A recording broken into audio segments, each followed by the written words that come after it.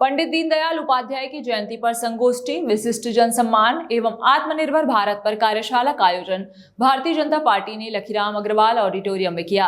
कार्यक्रम को संबोधित करते हुए कैबिनेट मंत्री ओपी चौधरी ने कहा, पंडित दीनदयाल के जीवन का दर्शन व्यक्ति के लिए बहुत जरूरी है। हमारी सरकार केंद्र व राज्य में चल रही है, यह पंडित दीनदयाल उपाध्याय की विचारधारा पर चल रही है। पंडित दीनदयाल उपाध्याय के द्वारा प्रस्तुत दर्शन को एकात्म मानववाद कहा जाता है, जिसका उद्देश्य एक ऐसा स्वदेशी सामाजिक आर्थिक मॉडल प्रस्तुत करना है। उन्होंने एक वर्गहीन, जातिहीन और संघर्ष मुक्त सामाजिक व्यवस्था की कल्पना की थी।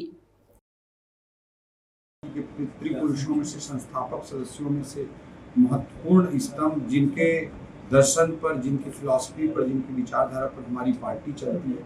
और आज भी अटल जी की सरकार हो, मोदी जी की सरकार हो, उसी अंत्योदय के, उसी एकात्म मानव दर्शन के भाव को समाज में और राष्ट्र में स्थापित करने के प्रयास कर रहे हैं। ऐसे दीनदयाल उपाध्याय जी की आज जयंती है और उनके जयंती को कोई व्यक्ति के जयंती के रूप में ही हम नहीं मनाते हैं। उनके महान विचारों को याद करते हुए, उनके महान दर्शन को याद करते हुए संकल्प भी लेते हैं कि हम अपने जीवन में, समाज में, अपनी राज्य व्यवस्था में, सरकारों में उस चीज को उतारें। इस दृष्टिकोण से संकल्प के साथ हम आगे बढ़ते हैं। आज उसी संदर्भ में यहाँ पर एक गोष्ठी का आयोजन बिलासपुर में किया गया है।